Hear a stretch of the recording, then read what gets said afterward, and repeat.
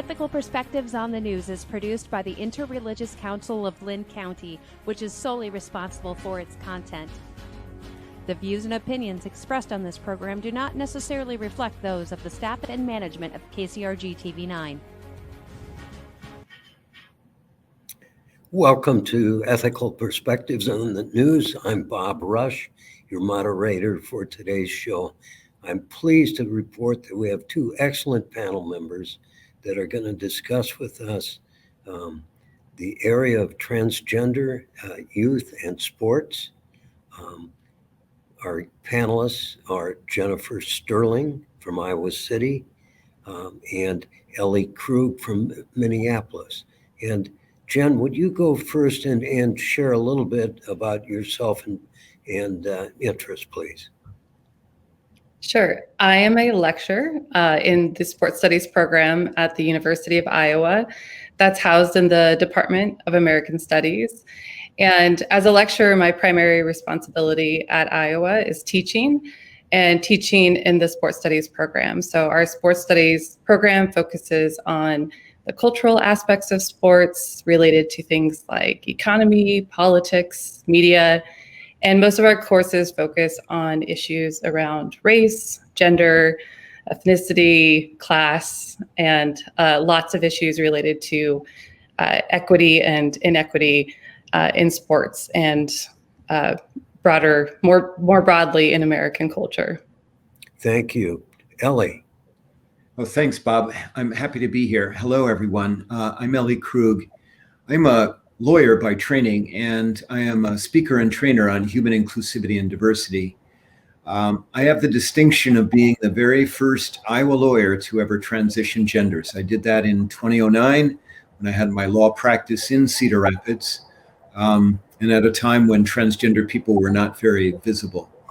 Subsequently, I relocated to the Twin Cities, founded a legal access nonprofit, and then began speaking and training around human inclusivity, not just transgender related, but in the broader context of how to be welcoming to all humans who are considered other.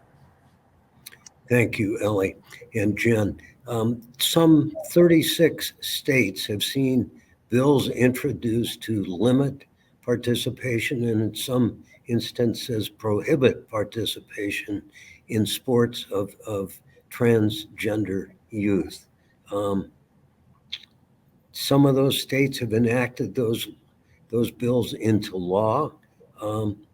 Jen, why are we seeing so much legislative interest in this area?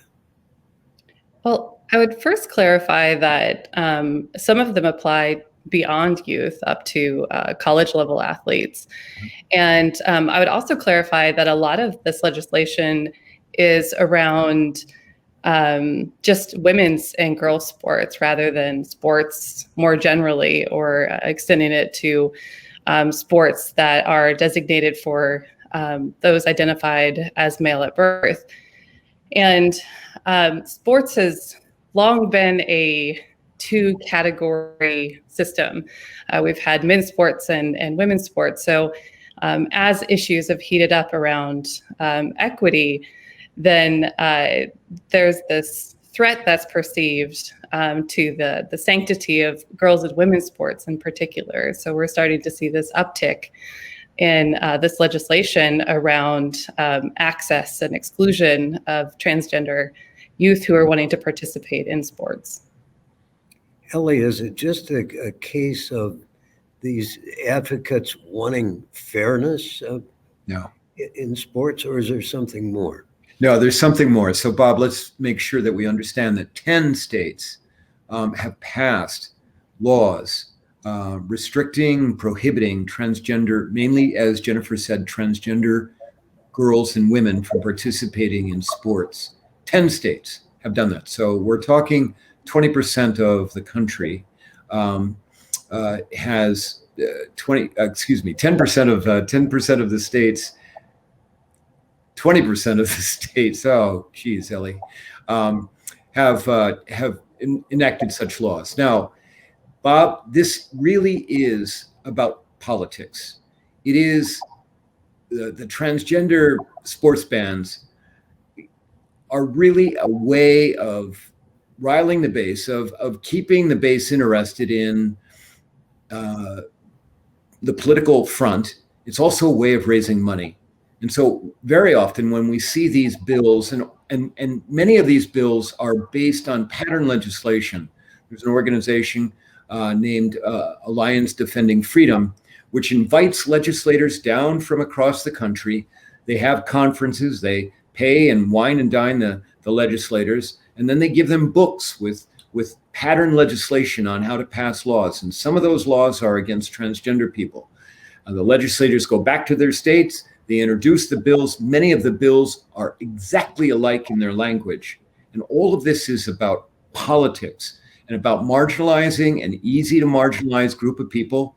There are maybe 2 or 3 million transgender people in America right now. And we don't have political clout. We don't have a political lobby. And it's a way of raising money and getting people excited for the conservative cause. Sorry about the math there. Jen, anything to add to what Ellie has said? I think that it's yeah, I was going to say there's a lot to add to that. This is such a complex and, well, on one hand, very complex topic, and on another hand, a very clear-cut topic around who should have access to basic human rights. So I guess that's what I would add to it, that it's that we need to kind of look to what it boils down to, and what Ellie was talking about earlier, just, the fight for equity and inclusivity for everyone is something that should be at the forefront of sort of pushing back on a lot of this anti-transgender legislation. Ellie, some of the proponents of the legislation say it's all about fairness. So transgender youth are not taking some unfair advantage of others. Well, any comment? Yeah, so mainly, we're talking again about transgender women. So that would be humans who transition from male to female. Now, the statistics are, certainly as it relates at the college level, there are 200,000 female college athletes. Barely 50 of them identify as transgender. So this is not like a huge influx of transgender people, transgender women into the sports world in some way trying to get an unfair advantage. The underlying also this is the idea that being transgender is a choice, and that you really don't have to be trans. You don't have to transition genders. And yeah, I keep going back along with what Jennifer has said, with the idea of, can you imagine if legislature after legislature passed bills saying that diabetic people with diabetes, because they have special medical needs, possibly, can't participate in sports, just across the board. Can you imagine the uproar that would occur if that was the case? But yet we seem fit in many places in our country to just identify transgender people as persona non grata, and then to decide that they're not going to be visible, transgender women in particular, in sports. Well, some of the proponents come from a religious background, and they say, well, the Bible says that God created man and created woman, and therefore cannot tamper. How do you respond to that? Since I have firsthand knowledge about dealing with that battle, Bob, and you knew me back when I presented as a man. Here's what I'm here to say, okay? I think that the religious argument that, this is God, God has something special and you can't tinker with it. I don't think that is true. I think that transgender people are just like anyone else. We struggle with our identity. We have a society that's binary, that says you either have to be male or female, and that it's immutable, that it's based on what your birth gender is. I tried like heck for almost more than 50 years to stay a man, believing that I could choose to do that. And the reality is that there are some things in life that are not choices. One's sexuality, one's gender identity, whether or not you're left-handed or right-handed, whether or not you are a writer or a musician or an actor. Certain things go core to human authenticity, and this is just gender identity is one of them. Jen, what are we seeing at the high school level, and Iowa in particular, as far as addressing these issues? Well, currently the Iowa Girls High School Athletic Union and the Iowa High School Athletic Union, keep in mind, Iowa is the only state in the nation to have two separate high school sport organizations. So they both have rules currently on the books that allow for transgender athletes to participate in the sport that they identify with as in regards to their gender. And the only clause there is in so much as they identify as either male or female in their sort of social, school, family life outside of sports as well. So there's currently support for it in Iowa, despite there being efforts to pass or to develop and pass legislation that would restrict their participation in sport. The state law prohibits discrimination on lots of forms of discrimination, but there's a big exception that says, except for athletic programs in the state law. So the athletic associations have carved out by policy their own approach to this. Yeah, in their policy, they acknowledge that state law exists, but they also acknowledge the right to transgender athletes to participate in the way that they identify in regards to gender. Okay. And Ellie, does Minnesota have a similar approach?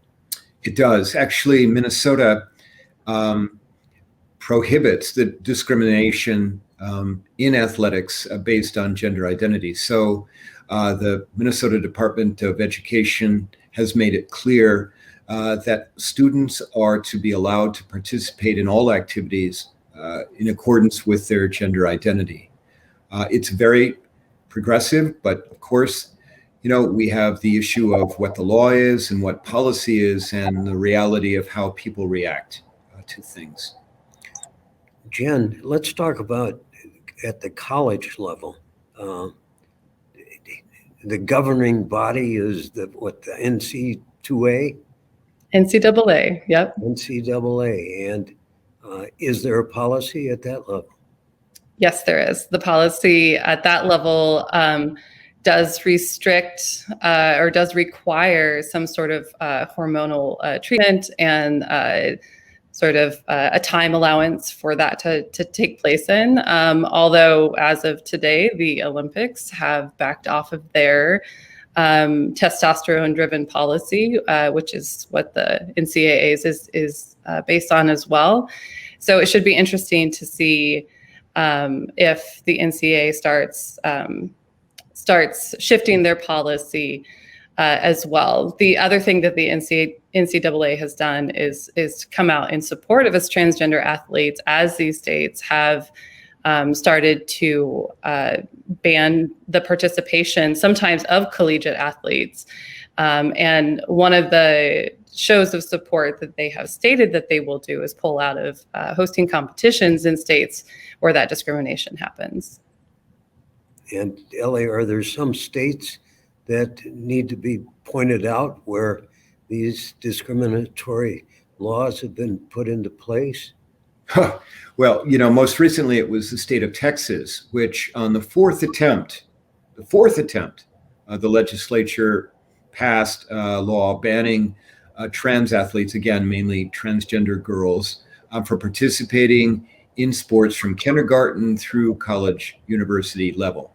So all of the, and frankly, all of the states that have passed laws against trans athletes are states that are governed by Republicans and controlled by Republican legislatures. You know, for me, the sadness is that most of these legislators who pass these laws have never ever met a transgender person. They don't even know what it means to be transgender.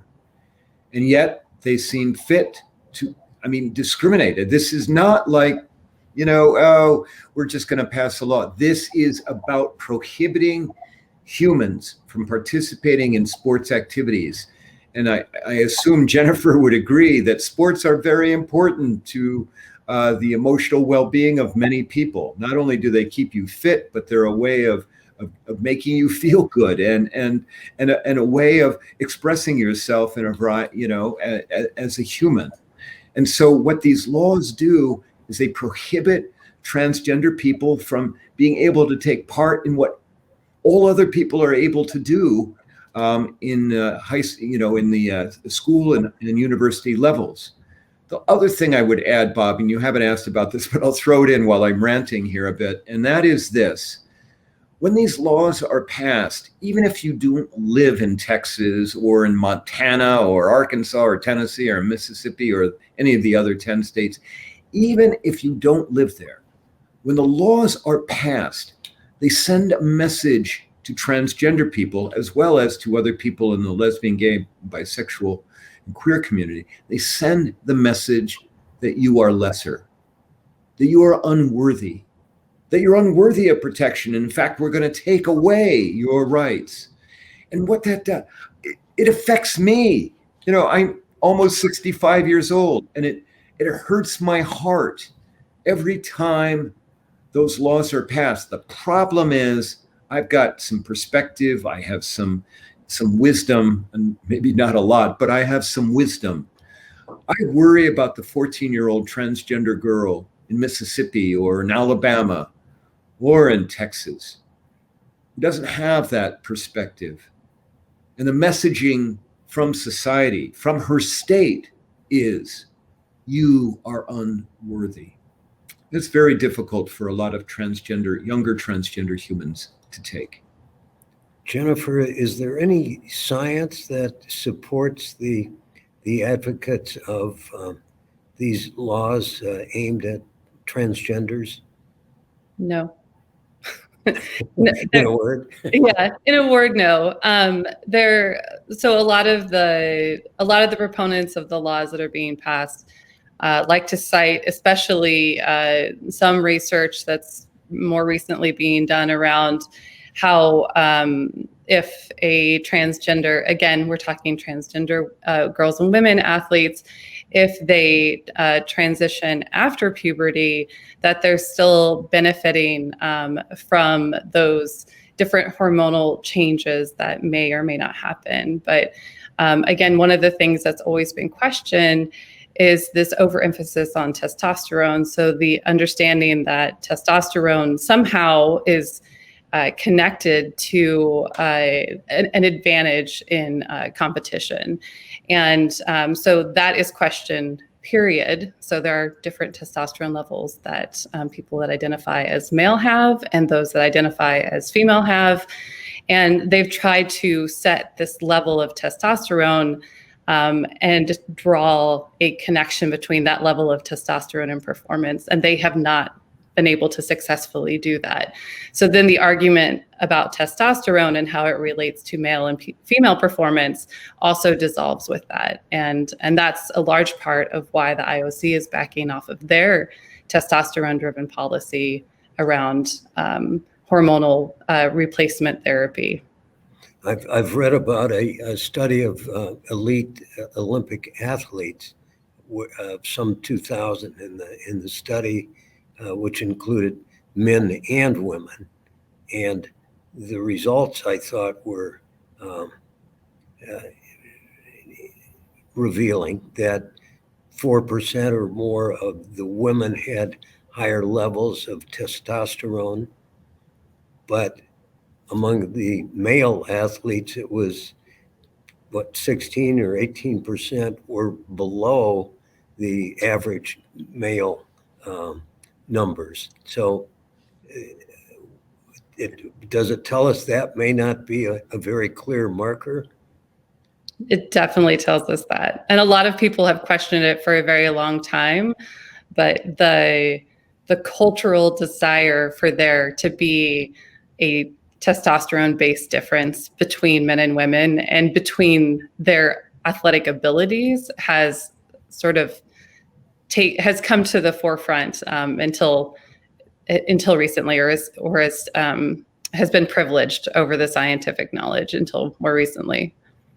Bob, whoops. Ellie, please go ahead. Bob, I just wanted to add that, you know, in the ordinary course, when somebody transitions from male to female, part of that transitioning process is taking two drugs. One is a testosterone suppressant, so that testosterone in the body stops production. The body stops producing testosterone. And then the other is estrogen. And I'm anecdotal, I'm not a scientist, but I'm here to report that estrogen does not increase muscle mass. It does actually the opposite over a period of time. So as we're talking about these things, I mean, that is a reality. I mean, transgender women they're not trying to produce testosterone. They're trying to absolutely do the opposite of it. Let's turn to what was very late breaking news right before this program began. The International Olympic Committee did something today. Jen, can you fill in some of that? Yeah, I've touched on it just a little bit in some of my responses, but the IOC has had a long-standing policy on making sure the women participating in women's sports, even though they were excluded at the Olympic level for many years and are still in many ways, they have a long history of trying to find ways to ensure that women participating are indeed things that you could scientifically identify as female.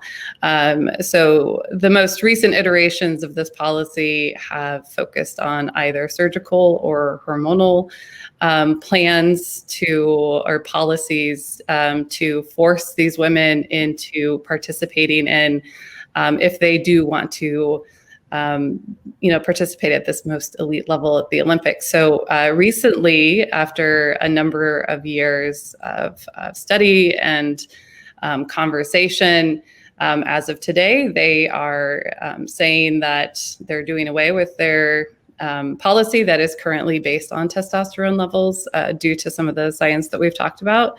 But one thing they are doing is kicking it to their international federations that feed into the Olympic participation.